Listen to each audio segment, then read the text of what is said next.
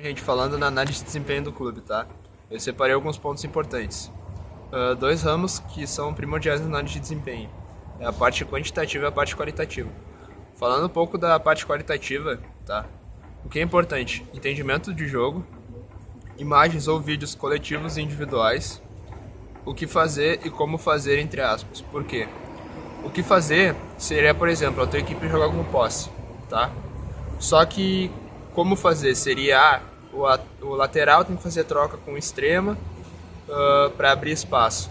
Eu acredito que isso não vai interferir, porque o que mais vai entender vai ser o entendimento de jogo do atleta. Vai ser ele entender na forma que o lateral tem que trocar com o extremo, por que ele tem que trocar, onde vai gerar o espaço, se o teu volante vai conseguir entender o que ele vai conseguir fazer com a bola. E falando na questão de vídeos coletivos e individuais. Coletivo seria mais assim de estrutura. Como ataca, como defende, o que faz quando recupera a bola, o que pode fazer quando perder a bola. E na questão de bolas paradas. Os individuais eu acho que é muito importante por tomada de decisão.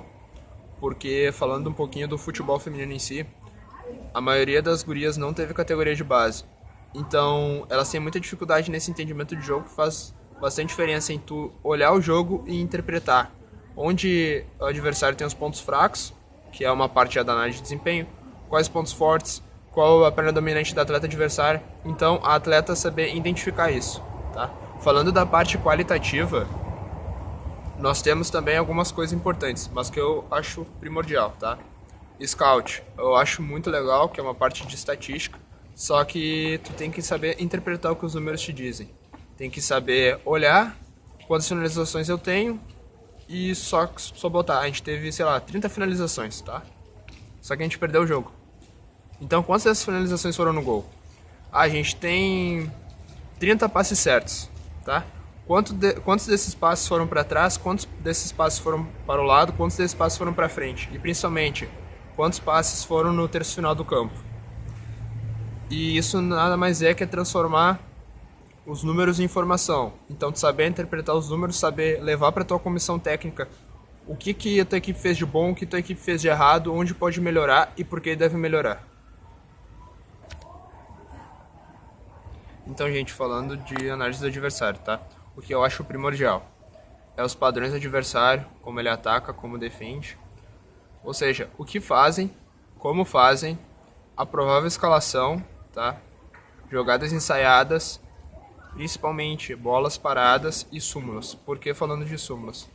Porque com as súmulas tu pode ter quais os atletas têm saindo jogando em determinada competição, porque, por exemplo, a gente no futebol feminino tem o Campeonato Paulista, que está junto com o Brasileiro, então tem equipes que preferem jogar com uma equipe no Paulista e outra equipe no Brasileiro, também para o controle de cartões. E não adianta tu fazer todo esse trabalho se tu não chegar para os teus atletas e com uma forma coloquial fazer com que elas entendam o que tu tá falando. Então não adianta falar para atleta, na hora que na transição defensiva delas, elas fazem tal coisa. Vai ter algumas atletas vão entender, mas a maioria vai ficar tipo, o que é transição defensiva?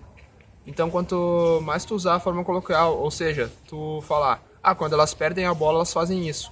Quando elas recuperam a bola, saem no contra-ataque com 4 atletas. No escanteio, elas marcam, uma fica na trave, outra fica na segunda trave, uma atacante fica lá no rebote e as outras marcam individualmente. Marcam de forma mista, marcam por zona. Na hora de atacar, atacam com 4-4-2. A meia, ela acompanha a lateral. Essas informações diretas e objetivas, para que as atletas cheguem na hora do jogo e identifiquem isso, olha, a meia tá acompanhando, ou até pode mudar, porque vai depender muito de como tu faz. Eu prefiro, quando tem material, né, claro, ver os últimos 3 jogos da equipe. Só que depende, se esses jogos foram contra equipes de nível top, ou seja, contra um Inter, contra um Corinthians, contra um São Paulo da vida, ou contra um nível baixo, com equipes que não são equipes de expressão. Tudo isso vai influenciar principalmente no comportamento do atleta.